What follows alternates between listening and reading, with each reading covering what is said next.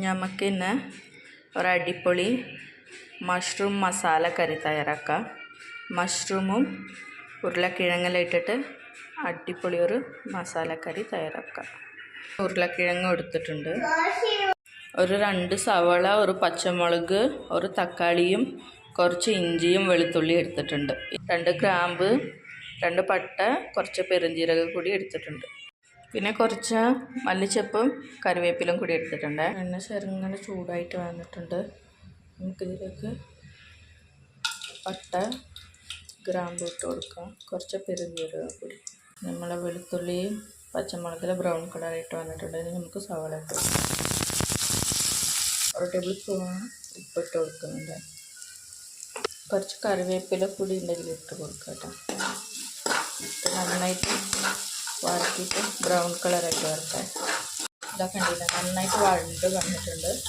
നമുക്കിതിലേക്ക് ഇനി മസാലകൾ ചേർത്ത് കൊടുക്കാം. ഇതൊക്കെ ഉണ്ടല്ലോ കുറച്ച് മഞ്ഞൾപ്പൊടി ഇട്ട് കൊടുക്കുക.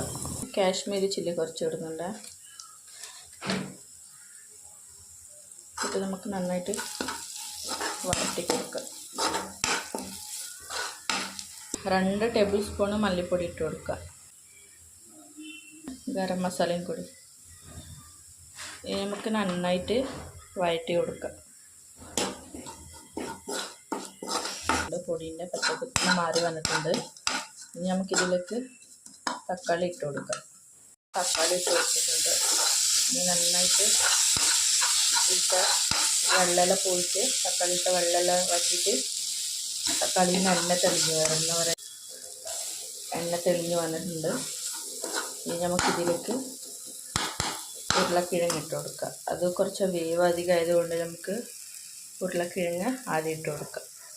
ഉരുളക്കിഴങ്ങ് ഞാൻ എടുത്തിട്ടുണ്ട്, അത് നമുക്ക് കറിക്കിട്ട് കൊടുക്കാം.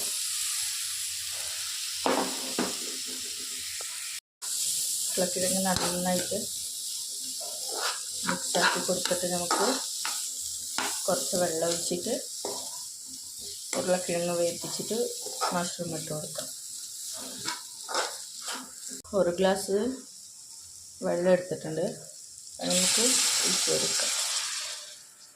ഉരുളക്കിഴങ്ങ് വേവാൻ മാത്രമുള്ള വെള്ളം മതി കേട്ടോ. ഇനി കൂണ് ഇടുമ്പോൾ അതിലത്തെ വെള്ളം കൂടി നമുക്ക് കറിയിലുണ്ടാവും. കണ്ടില്ലേ, ഉരുളക്കിഴങ്ങ് മുങ്ങി നിൽക്കുന്ന പാകത്തിൽ ഞാൻ വെള്ളം ഒഴിച്ച് കൊടുത്തിട്ടുണ്ട്.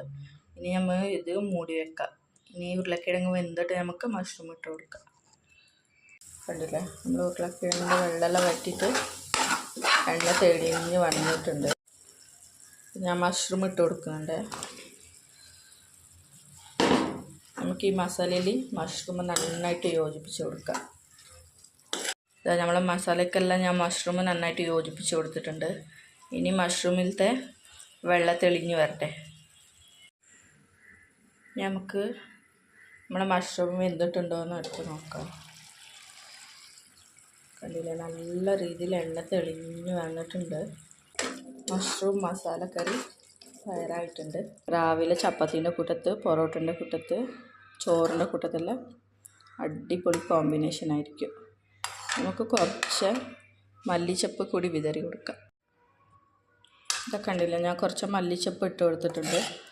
ഇനി നമുക്ക് മല്ലിച്ചപ്പ് നന്നായിട്ട് മിക്സാക്കി കൊടുത്തിട്ട് നമുക്കിത് കുറച്ച് സമയം മൂടി വെക്കാം. മല്ലിച്ചപ്പിൻ്റെ ആ ഫ്ലേവർ ഒന്ന് ഇതിലൊക്കെ എല്ലാത്തിലും മസാലയ്ക്ക് പിടിക്കട്ടെ.